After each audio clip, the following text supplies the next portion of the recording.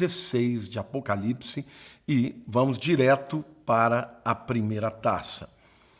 Capítulo 16, versículo 2 diz assim: Saiu, pois, o primeiro anjo e derramou a sua taça pela terra, e aos homens portadores da marca da besta e adoradores da sua imagem sobrevieram úlceras malignas e perniciosas.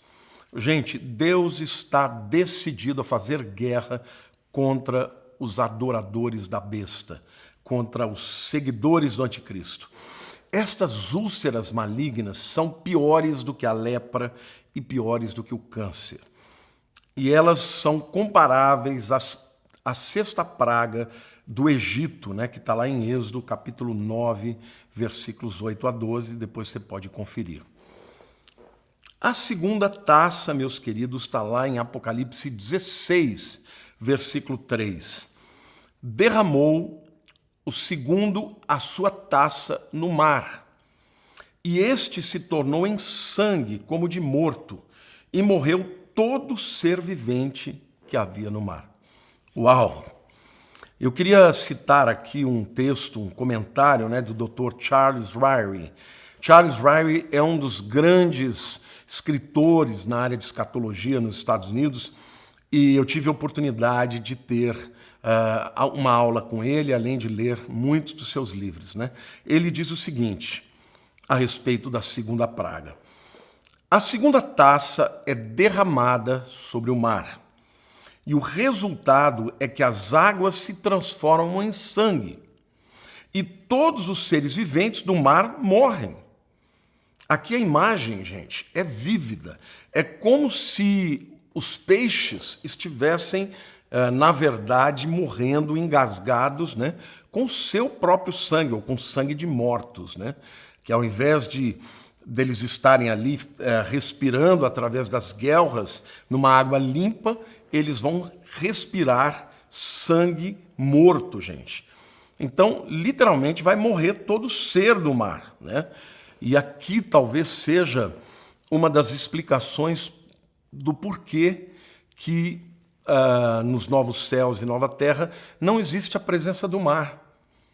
Porque é interessante, gente, no novo céu e na nova terra não terá novas criaturas, vamos dizer assim, criaturas criadas de novo, né? Não terá uma nova criação. Todos os seres que habitarão, né, a nova terra e os novos céus são seres que já existiam. E aqui a gente vê claramente que morrem todos os seres. Na segunda trombeta, gente, a consequência para o mar é que 1/3 das criaturas morrem, né? Apocalipse 8, 9. Mas agora a destruição é completa, tá? Eu acredito, gente, que essa calamidade, esse caos, acabará trazendo também muitas doenças e enfermidades que atingirão também a terra, né? As praias e daí por diante. Gente, é algo extraordinário. Pensa o seguinte: o mar é o lugar onde tem um maior número de espécies, de seres vivos. Nós temos 3/4 de água nesse planeta. Então, a verdade é que vai ser uma matança. Vocês já imaginaram quantos seres mortos boiando, apodrecendo, com cheiros e tudo mais? Vai ser realmente terrível. Por isso que essas 7 taças, elas são muito piores do que os outros 7 de juízos, como dos selos e também das trombetas, né? A destruição será completa. Não vai mais sobrar nenhum ser vivo nos mares, entendeu? E já a terceira taça, está lá em Apocalipse 16, versículos 4 a 7, a Bíblia diz assim: derramou o terceiro a sua taça nos rios e nas fontes das águas, e se tornaram em sangue. Então, a segunda taça diz respeito aos mares. A terceira taça diz respeito a quê? Aos rios e às fontes de águas, e se tornaram em sangue. Então ouvi o anjo das águas dizendo: Tu és justo, tu que és e que eras o santo, pois julgaste estas coisas, porquanto derramaram sangue dos santos e de profetas, também sangue lhes tem dado a beber, são dignos disso. Ouvi do altar que se dizia, certamente, ó Senhor Deus Todo-Poderoso, verdadeiros e justos são os teus juízos. Antes que alguém queira aqui fazer uma observação, uma pergunta, meu Deus, mas será que Deus não passou dos limites? Não foi duro demais? Gente, aqui fica muito clara a intenção de Deus.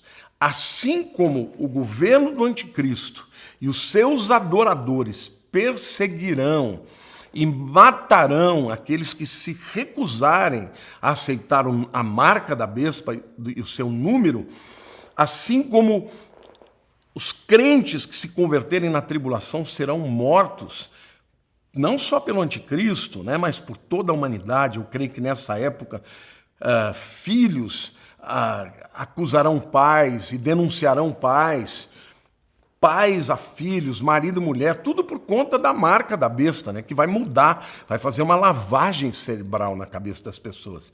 Então, aqui a Bíblia está dizendo que Deus, olha, ouviu o anjo das águas dizendo, tu és justo, tu que és e que eras o santo, pois julgaste estas coisas. Ele vai dizer, olha, o Senhor está julgando e o Senhor está fazendo exatamente o que era necessário, estabelecer juízo. Aí ele diz, porquanto derramaram sangue de santos e de profetas.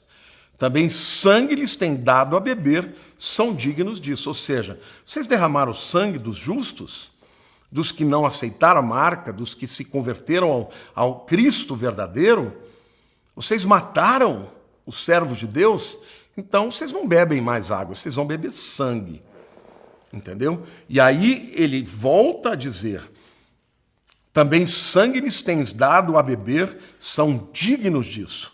Ouvi do altar que se dizia, certamente, ó Senhor Deus, Todo-Poderoso, verdadeiros e justos são os teus juízos. Então aqui fica claro e evidente, meus queridos, que Deus não vai além. Deus conhece o coração, as atitudes, as intenções, e aquilo que a humanidade receberá será justiça digna, reta, nem 1 milímetro a mais e nem 1 milímetro a menos. Mas então eu quero fazer aqui uma observação.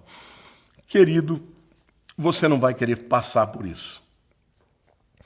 E você que acha que um Deus todo-poderoso, amoroso, faria os seus filhos que creem nele, que se entregaram a ele, passar por isso? Não, ele não fará. Aqueles que passarão por isso são aqueles que não creram no Messias. Neste tempo em que vivemos, está chegando aos últimos minutos, talvez os últimos segundos, né, do relógio de Deus para o tempo da igreja aqui na terra. Quando chegar a hora, Deus vai levar a sua igreja e todos que creem de fato em Cristo serão levados e guardados da hora da grande tribulação que há de vir sobre todo mundo. Amém? Agora, tem duas coisas muito significativas nesse versículo aqui. Em primeiro lugar, é que o julgamento da terceira taça é, entre outras coisas, uma resposta ao clamor dos mártires debaixo do altar no início da tribulação. Quer dizer, por um lado é Deus estabelecendo o juízo justo, mas por outro lado é uma resposta à oração dos mártires. Lá no capítulo 6, versículo 10, diz assim, clamaram em grande voz, dizendo, até quando, ó soberano Senhor, santo e verdadeiro, até quando não julgas e nem vingas o nosso sangue dos que habitam sobre a terra? Então ali os primeiros mártires da grande tribulação, os primeiros mártires da grande tribulação, estão clamando a Deus e dizendo, até quando, Senhor, você não vai julgar, né? E não vai vingar o nosso sangue que foi derramado? Aqui o sangue dos mártires será vingado. E agora, eles que derramaram sangue vão ter que beber sangue. O segundo aspecto digno de nota e de ser mencionado aqui é Esses versos aqui, queridos, eles indicam que Deus separou um anjo especial, né, como superintendente do juízo sobre as águas. A gente pode até chamá-lo de o anjo das águas, né? O texto fala do anjo que está sobre as águas. Então, em Apocalipse 7, versículo 1, nós aprendemos que 4 anjos controlam os ventos do mundo. Tá? Isso nos mostra que, embora Satanás esteja no auge da sua força, quem manda de fato no mundo é Deus. Porque ele controla todas as coisas, ele controla os ventos, ele controla os elementos naturais, ele controla os juízos. Satanás, ele tem o seu poder de engano sobre os seus adoradores, mas Deus está no controle dessa agenda e desse mundo. Satanás nunca foi, de fato, aquele que detinha o poder. Ele tem um poder permitido por Deus, mas o Senhor dos Senhores é o nosso Senhor. Então, lembre-se disso quando você estiver passando por grandes lutas e por grandes tribulações. O nosso Deus é todo-poderoso e justos e verdadeiros são os seus juízos. Ó Rei das nações, quem não temerá, quem não glorificará o teu santo nome? Amém? Então, é hora, meu querido, de você que serve a este Deus, o Senhor da história, o Senhor que te amou a ponto de enviar o seu Filho Jesus para morrer por nós, nos resgatar, que enviou o Espírito Santo para nos selar, para habitar em nós, para nos guardar e para no dia da redenção nos arrebatar e nos livrar dessa grande tribulação. Gente, é algo que nunca houve e jamais haverá. Este Deus Todo-Poderoso, Ele é santo, Ele é amoroso, Ele é misericordioso, ainda diante de tamanha impiedade, de tamanha rebelião, na grande tribulação, Deus dá à humanidade muitas oportunidades para que se convertam. E muitos se converterão, mas muitos rejeitarão a mensagem e se manterão na sua rebelião, mesmo com todas as consequências. A 4ª taça, meus queridos, está lá em Apocalipse 16, versos 8 e 9. Aqui, talvez, no livro de Apocalipse, é que nós tenhamos as 2 passagens mais claras em todas as Escrituras sobre a total depravação da humanidade. Tá? Tanto lá em Apocalipse 9, 20 a 21, quanto Apocalipse 16, 9. Os 2 textos falam da recusa dos ímpios de se arrependerem dos seus pecados e afrontas contra Deus, mesmo diante de todas as evidências. O capítulo 16, versículo 9, diz assim: o 4º anjo derramou a sua taça, a 4ª taça, sobre o sol, e foi-lhe dado queimar os homens com fogo. Com efeito, os homens se queimaram com intenso calor e blasfemaram o nome de Deus, que tem autoridade sobre estes flagelos, e nem se arrependeram para lhe darem glória. Ou seja, diante de mais uma evidência do juízo de Deus, agora o sol vai aumentar o seu calor, a terra vai queimar, vai ter incêndios florestais nas cidades, casas serão queimadas. Isso já acontece hoje em lugares como a Califórnia, né?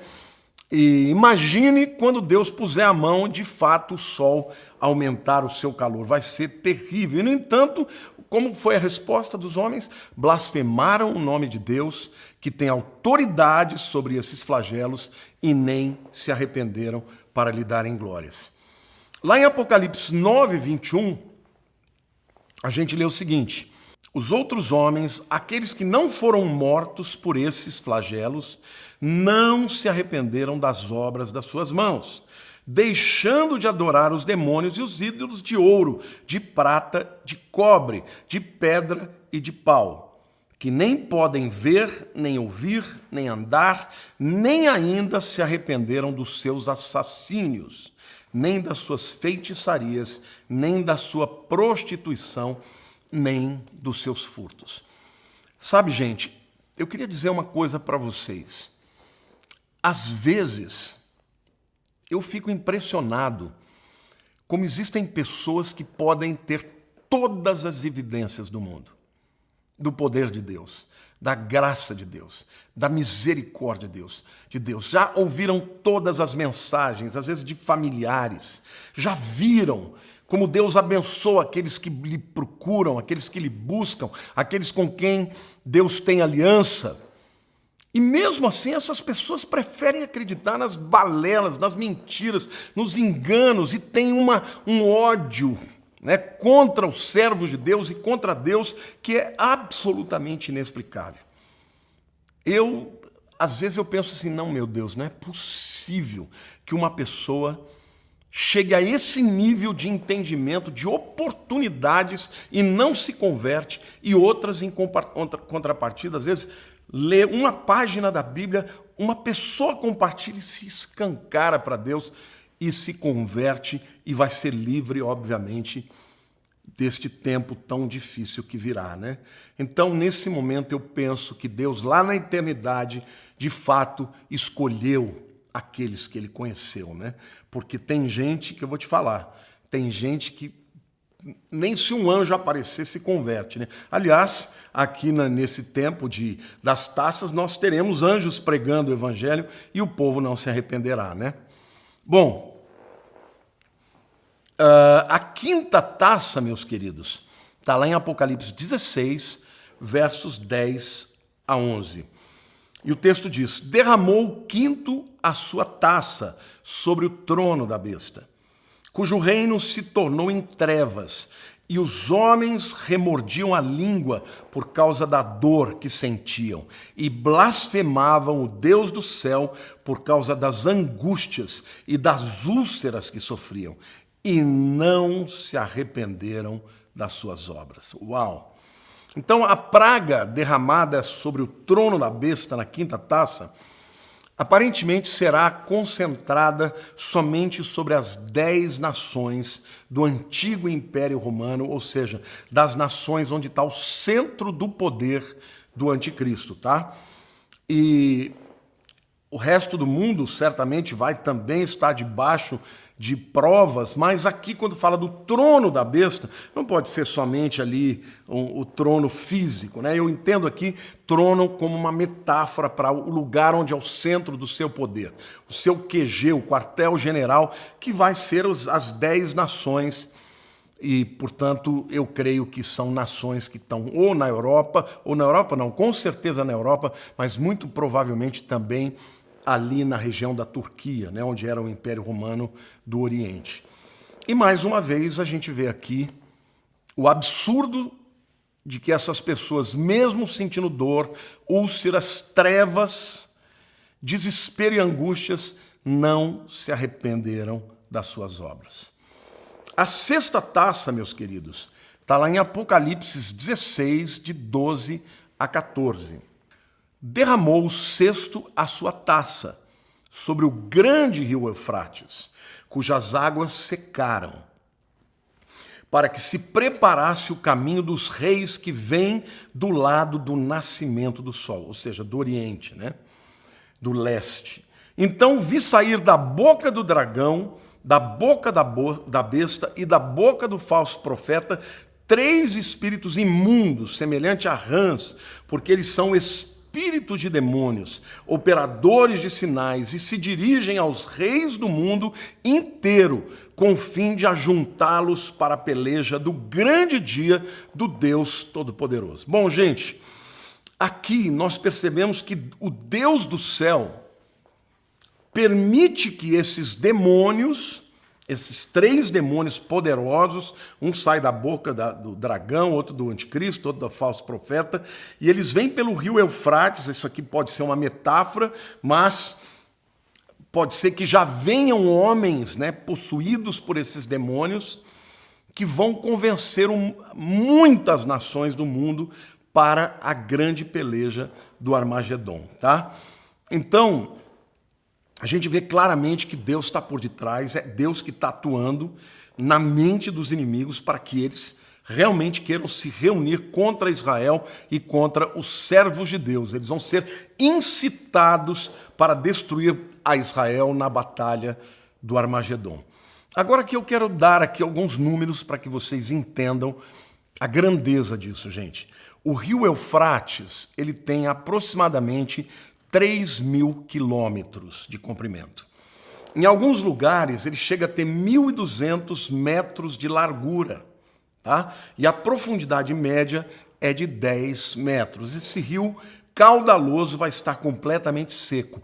E por ele marcharão este exército enorme de 200 milhões de soldados. Eu acredito que será uma mescla dos muçulmanos com os chineses e com os exércitos inimigos de Israel, que se juntarão, né, com toda a humanidade para destruir a Israel. Isto também tem um significado, irmãos, espiritual muito forte, porque o rio Eufrates, gente, ele é a fronteira da civilização ocidental e oriental, desde o início da humanidade. A humanidade começou ali, na Mesopotâmia. A Mesopotâmia significa entre rios, e são dois rios, o Tigres e o Eufrates. Então ele serviu de fronteira entre o Ocidente e o Oriente desde o início da humanidade, mas também no Império Romano. Não se esqueçam, o Império Romano ele tinha a sede em Roma, o Império Romano Ocidental, e também dividindo para o Império Romano Oriental, tinha o rio Eufrates. Ali começava o Império Romano Oriental, cuja capital era Constantinopla, né? Na atual Istambul, na Turquia, capital da Turquia, tá?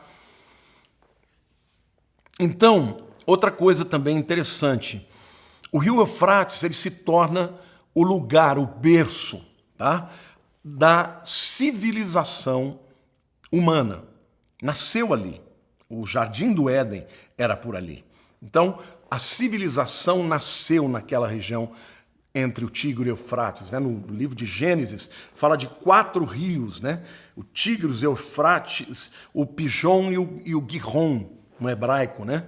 Esses dois, ninguém sabe quais rios são, mas o Tigre e o Eufrates existem até hoje. Então, eles serviram, né, de fronteira, né, de berço da civilização humana.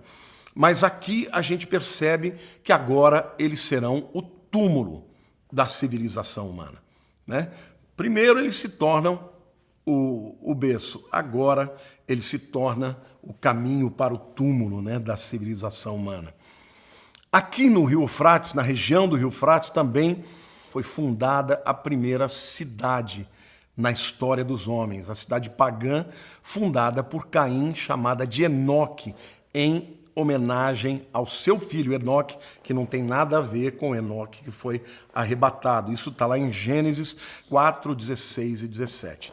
Então, nessa região, a primeira cidade humana foi criada por Caim, cidade de Enoque. E aqui, provavelmente, será construída a última grande cidade rebelde, né, contra Deus, a chamada Babilônia do Anticristo, aquela Babilônia de Apocalipse 18.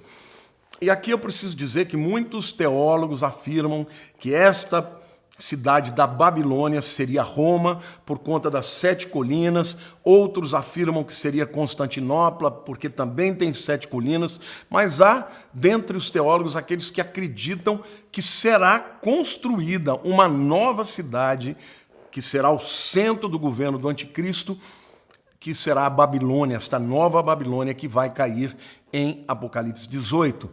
E é interessante que a novela Apocalipse, que passou na Rede Record, ela seguiu esta linha, né? Esta narrativa de uma nova cidade, que seria a nova Babilônia, que vai ser destruída, a capital aí do governo do Anticristo. Eu realmente não posso afirmar com certeza qual das 3 opções.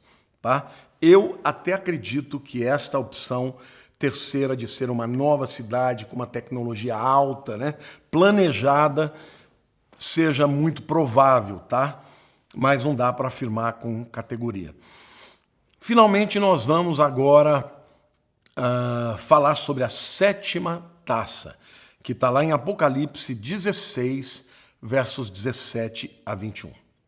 Então derramou o sétimo anjo a sua taça pelo ar, e saiu grande voz do santuário do lado do trono, dizendo: feito está. E sobrevieram relâmpagos, vozes e trovões, e ocorreu grande terremoto, como nunca houve igual desde que há gente sobre a terra. Tal foi o terremoto forte e grande, e a grande cidade se dividiu em 3 partes, e caíram as cidades das nações. E lembrou-se Deus da grande Babilônia para dar-lhe o cálice do vinho do furor da sua ira. Todas as ilhas fugiram e os montes não foram achados. Também desabou do céu sobre os homens grande saraivada com pedras que pesavam cerca de 1 talento, gente, aproximadamente 50 a 55 quilos. E por causa do flagelo da chuva de pedras, os homens blasfemaram de Deus, porquanto o seu flagelo era sobremodo grande. Uau, gente! Embora tenham terminados os julgamentos dos 7 selos, as 7 trombetas, e eu queria dizer que as 7 taças, e esta última taça, então, será o pior de todos os juízos. E eu quero aqui fazer 3 observações importantíssimas para você entender a gravidade desta última taça. Primeiro, a voz que sai do santuário ao lado do trono diz assim: feito está. Uau, está acabado, está acabado. Esta é a segunda das 3 vezes que esta frase, feito está consumado, acontece na Bíblia, tá? E ela geralmente antecipa algum grande evento. A primeira vez na Bíblia que esta frase foi usada foi lá no Calvário, na cruz, quando Jesus clamou: está consumado, lá em João capítulo 19, versículo 30. Né? Ele bradou, tetelestai. Né? A palavra não foi essa, foi em hebraico, mas a tradução para o grego é algo que traduz o que ele disse em hebraico. Está consumado significa está pago, tetelestai. A segunda vez é esta aqui, e a terceira vez acontecerá no fim da era da humanidade, tá? No limite, né, da existência da Terra nestes tempos que nós vivemos e o início dos tempos eternos. Acontecerá lá em Apocalipse 21, versículo 6. E o texto diz assim: disse-me ainda, tudo está feito. Eu sou o Alfa e o Ômega, o princípio e o fim. Eu, a quem tem sede, darei de graça da fonte da água da vida. Querido, aqui é o Senhor dizendo, é Jesus, o nosso Salvador, que morreu por mim e por você, pecadores, perdidos, indignos. Jamais nós seríamos dignos de sermos salvos e habitarmos na presença de Deus. Mas Ele veio à terra, e a primeira vez que Ele veio para ser como o Cordeiro Santo, que foi entregue pelos nossos pecados. Mas a segunda vez, Ele virá como leão da tribo de Judá, como o Rei dos reis, como juiz de toda a história da humanidade. E Ele dirá: feito está, eu, o Criador, eu sou o Alfa e o Ômega, o princípio e o fim. Aqueles que têm sede, a quem tem sede, eu darei de graça. Eu e você jamais teremos que pagar por isso, nós jamais teremos que merecer este dom. Eu darei de graça da fonte da água da vida. Aleluia! Ele, aquele que é o princípio de tudo, Ele é o fim de todas as coisas, Ele vai dar o fim. Queridos, Jesus é o início, é o fim, mas Ele é o meio também. Ele é o meio para Deus, Ele é o caminho para Deus. É Ele quem nos leva para Deus, é Ele quem preparou um futuro futuro de glória para todos aqueles que nele creem, de viverem para sempre ao seu lado. Por isso eu quero dizer para você, pregue a palavra, pregue o evangelho. Nós não podemos converter ninguém, mas o Espírito Santo usa da palavra para que ela leve a salvação e leve a conversão das pessoas. De graça, queridos, de graça, meus irmãos, pela graça sois salvos, mediante a fé, e isso não vem de vós, é dom de Deus, não de obras, para que ninguém se glorie. Aleluia, obrigado, Senhor, obrigado por esse privilégio. Eu creio, Senhor, eu creio que o Senhor está no controle, que o Senhor tem o cajado, tem a direção, de que nada acontecerá na história dos homens sem que o Senhor controle e dirija, porque o Senhor é Deus, o Senhor é Rei sobre as nossas vidas e até mesmo sobre os seus inimigos. Aleluia. A segunda coisa digna de nota aqui, gente, é que neste momento acontecerá o maior terremoto que já existiu. Eu acredito que ele não será somente um terremoto local. Eu acho que ele será um terremoto que destruirá muitas cidades e será no mundo inteiro. A verdade é que, até hoje, o maior terremoto de todos que aconteceu lá na cidade de Valdívia, no Chile, no ano de 1960. Ele foi um terremoto de 9,5 na escala Richter. A escala Richter é uma escala que mede a intensidade dos terremotos e dos tremores. Mas a maior perda de vidas devido a um terremoto aconteceu no dia 23 de janeiro de 1556, em Shenzi, província da China, que matou 830 mil pessoas. Todavia, meus queridos, o terremoto da China será pequenininho diante desse terremoto que acontecerá no derramamento da última taça, gente, na segunda metade da grande tribulação. E a terceira coisa digna de nota aqui, quando essa última taça é derramada, é que haverá a maior chuva de granizo que cairá sobre a terra. Os granizos serão gigantes, que chegarão a pesar 1 talento, que é aproximadamente 55 quilos. Ou seja, irmãos, será um tempo em que o vinho da cólera de Deus e a ira do Cordeiro será derramada para os homens que escolheram e se mantiveram obstinados no seu pecado e se recusaram a se arrepender e dar glória para Deus. Nós estamos caminhando já para o fim do livro de Apocalipse, ainda temos algumas aulas, mas eu confesso para você que quando eu estudo sobre isso e falo sobre isso, meu coração fica consternado pelas vidas que ainda não se convertem.